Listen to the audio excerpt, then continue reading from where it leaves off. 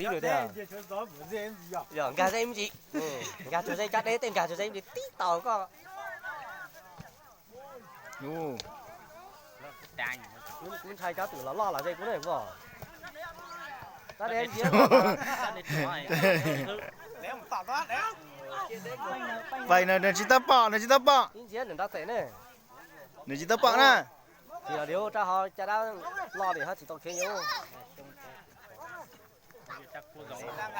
Số mấy năm rồi, giờ số mấy năm rồi, giờ số mấy năm chỉ tàu bấm gì mà tự giờ cái kiểu là nó đã tiền. Có cũng là tiếng tổ tiên tàu đấy thôi à. con chỉ già thôi à. Đâu cả phong trào thì hàng trong tàu là mà có tán gì là hết po. Tổ chỉ bao cái tổ tí tí học cái giống một số những bố nhá tổ cha nhận cháu hay Tao rồi chủ liền xe nó từ thì đã nếu nành nhá từ tổ từ nó cha là dây tổ em đi điện thoại ra cha từ tá này cứ chỉ cảnh ra dây này hạt chơi này cho tay luôn lỉnh tấn dây tấn này dù hay áp cái chó cho tao này nó chỉ tao bác cả tuốt tao sao chỉ món này bác cả tuốt ô nó trang đạp bác cả lò để cha đã lò để Chỉ là đĩa nó cũng thế à. trang đạp để Nó cũng thế tao là thua đi lắm bông rồi. ô lỗ trang đạp cái gì cha đã lồng công việc hao chỉ điều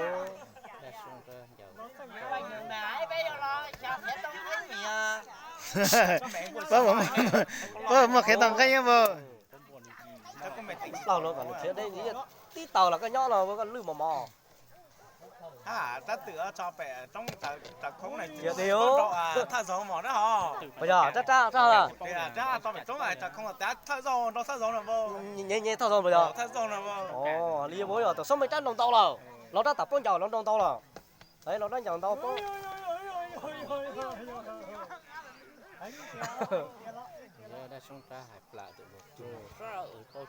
đồng tàu nó trang là giống này trang đồng áp phải trả Ra là trong tàu này bao ấy. nó tàu nữa mà có tao gì là rồi từ cái rồi im đó ra chỉ là điều đồng chế không chỉ là điều cha nó lo ta cú nó chỉ hình bố đầu thon là bố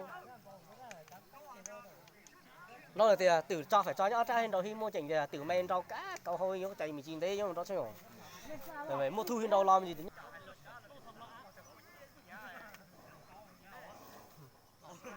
cả giòn đấy ôi nhu đâu ạ Đầu thì tiểu. Tụi mình con chỉ thợ giống này, đầu tiên không?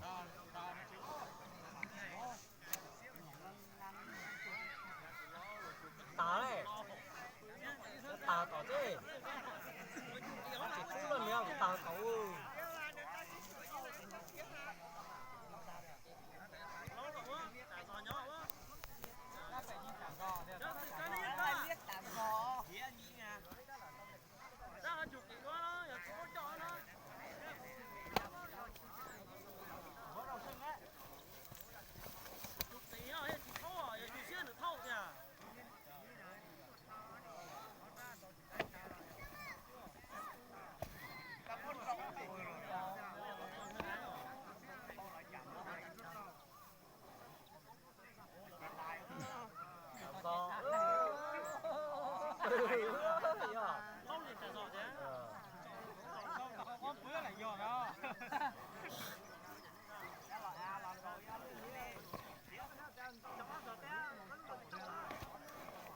thế cha đắt tao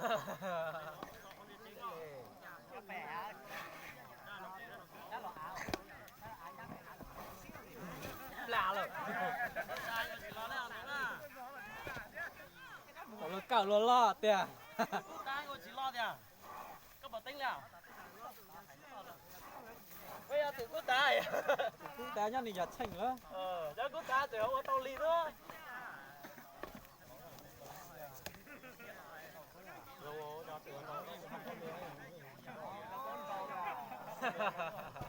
là lo là tao trong cái chào tiền đó đâu bây giờ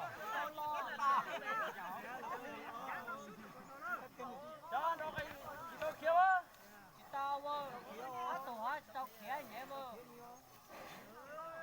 ra thì nó giỏi tao hỏi tao kia nhé mà xin cho chị phú giáo được tiền nó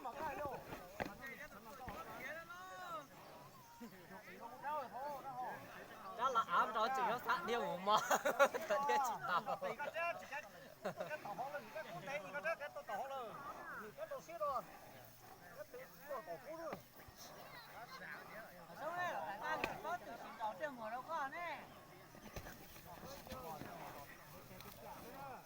này cho tựa nè dây với nè cái này nó ít phun là cao tao thì à cái lo sai thì để của nó để ta sẽ chỉ bớt tao đó cho nó bớt nó tay phun là bao này thì à nó bao này thì à dây nhỏ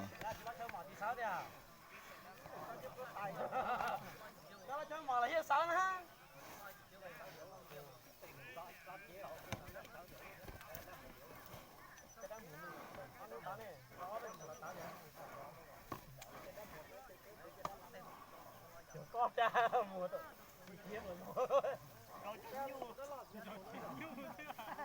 ra ra rồi chụp ra rồi nó còn cái mỏ đó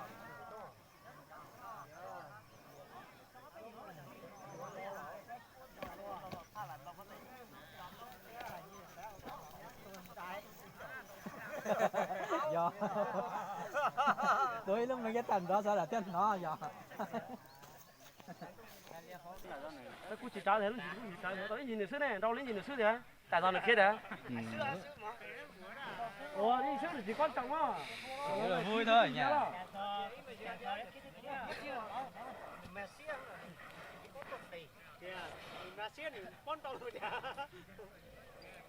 Nó ra nó nó. à nữa gì đó Cái đó lọt rồi. Đó từ khó chế nó tỏ lý nó chân nếu mà nó chí vào đâu. chỉ lo thấy cái tiền gì nhớ liều à cái cọc khai là xong đó Cột tha đó rồi từ cái tờ từ câu tảng ra thì tờ ra lọt rồi.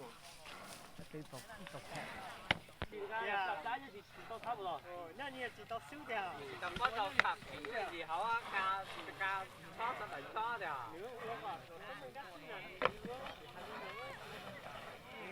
Nó lấy gì rồi cho ta mà.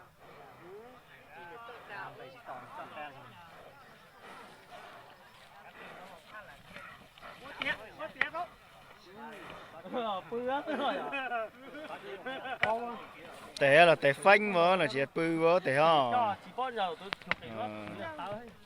té cái té Nó xin mà nó xin mà tàu ra sầu. Cái đấy đâm đầu. Rồi tao cháu đi xóa xía như mẹ rồi tiếc sao là ô đó mà. Sống đẹp. Nó là gì mà cái tảng học kia để tôi cho gì nè. Nó chỉ khá đi à. Bây giờ là chỉ lúa nó chỉ lúa nên chỉ quá gì đâu. Ra hoa gì đâu. Chênh thôi. Tao là các bé còn muốn lại chỉ nhiều cái máu. Nói. Tôi sống thật là chó. Tôi cho nó có tuổi lại. Toàn thủ họ cho hay. Bữa lịa hay mò. Ủa trái cua dòng cắn sống ở các trái cái dòng. Cái cua thì có tròn thì mò hay không? Chỗ cái ra thổi vô này muốn nào? Thế chia rồi. Tệ hay là coi vô có xa luôn. Chỉ cha thấy đấy. Cha, sống người ta cũng trong là cha cũng trong để cha như. quan trọng nè Đâu nữa? Cô này. đây thế là đây thế là tết cho nó cả chỉ tao chọn tu hả Bây giờ cứ lo đó là cái gió chu là cò.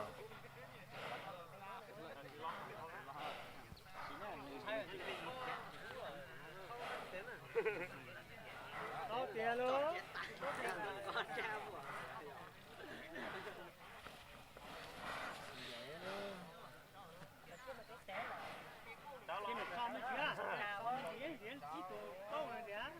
Nghĩ chim mồ lại nè.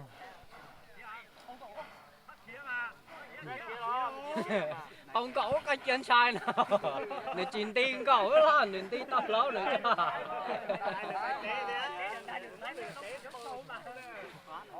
cho.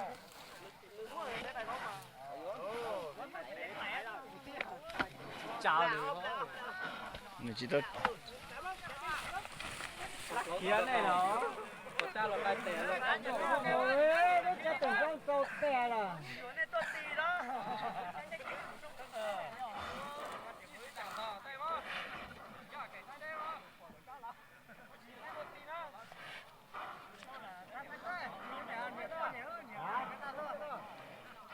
Thật là hả? Bao há to á tủ từ sao vậy? Cắt to tủ từ là hả? Tủ từ lọt đó hả? Tủ từ lọt đó là bé lầu thì hả? Thì tủ bé lọt đua nữa.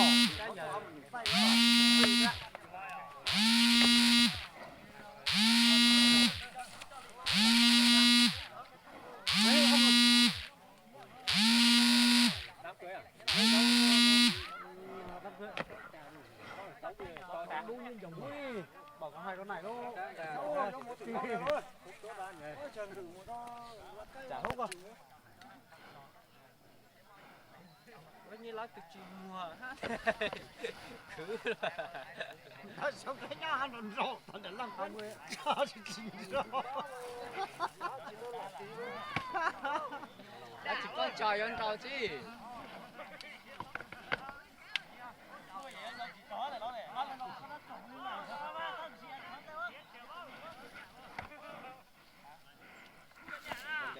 Đẹp lắm, tắm bùn. Dù là nhá thì lạ là chăn chữ. Đó, thật. Chế con lạ. Anh vô giờ tụi con đâu sống trái là sống trái kia là té vô cái gì à? Giờ tụi con phóng đâu đi sống trái là sống trái kia là té nè. Con rồi tụi con tiếp đi anh kia ơi. Con kia mắt chi nổi con đỏ.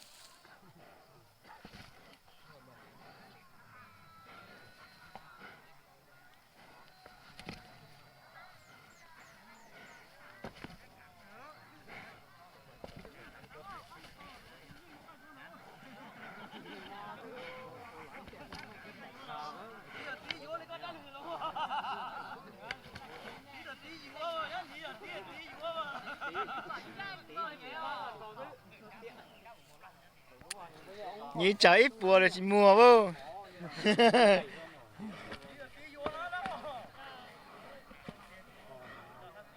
Bảo hai con này nó gì hơn đấy nhỉ? Mà chắc non hai con này. Hai dăng đấy. Hai dăng để cho nó con trống này. Chỉ tao rồi như tao lý hả cả. Tao được cả rồi nhá, nó lai lý nhủ hả cả. Cho nên để cho này chỉ tông chi được đó. Cái này Bây giờ là hay nó bỏ nó lên nó. cái là mình to cả này bao thì à.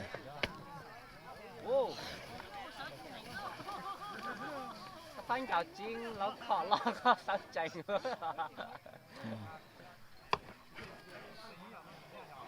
Như thế to này chỉ tao làm to rồi này chỉ bao thì à. Cái đau mùa là nó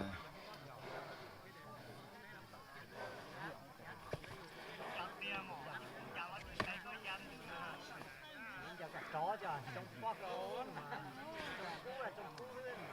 có mò luôn là mà cái này à giờ phải chó thế lì à giờ chọc lắc cú tẩy nữa à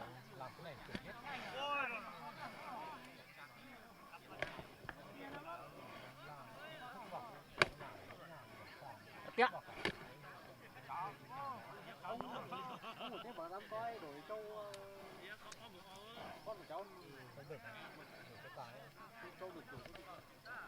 ta biết được vài việc của to thôi con cháu có lúc nào lấy việc hút nhau xong rồi nó ông chả hút đâu bé hơn hai con này con là cháu muốn đổi châu già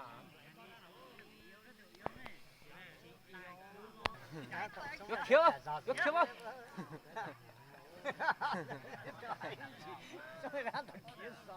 Con đen này gì hả?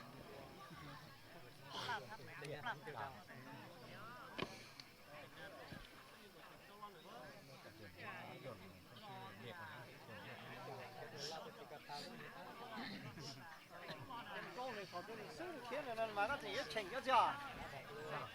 Cho lại phối là thành đó luôn là chỉ có mà nữa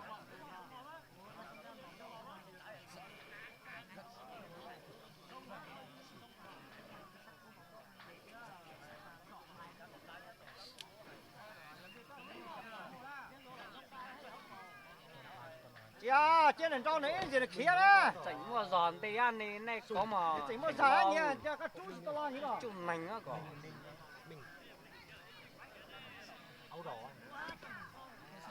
đóng tu trên đền trâu này là nếu trâu tỏn to trâu thọ tới tạt sao kia nè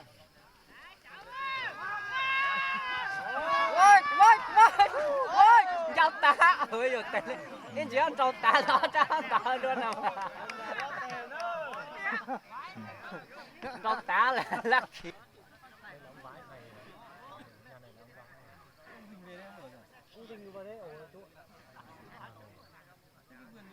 vườn xoắn là không phải đâu, vườn xoắn là nhà trên rồi. Về đấy ở trước mua đất ruộng đây mà. 2016.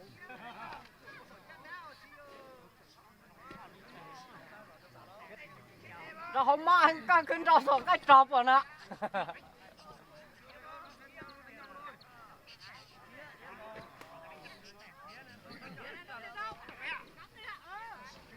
vô trái đồ á đá với đá này tôi sao với trên này chơi tôi chào chơi tôi đúng không ạ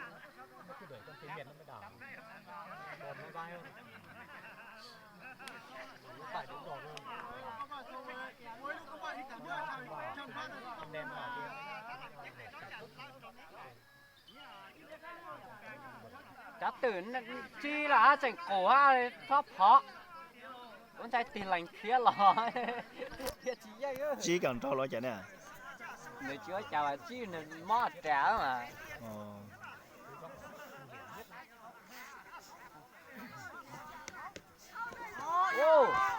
ô tôi kỳ phong giàu điều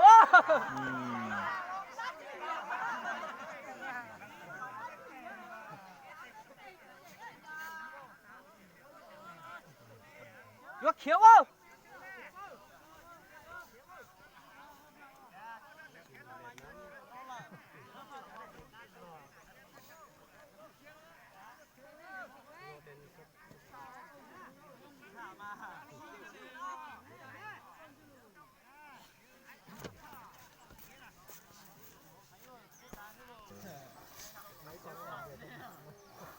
Đồ xe giàu của chị ta hóng này.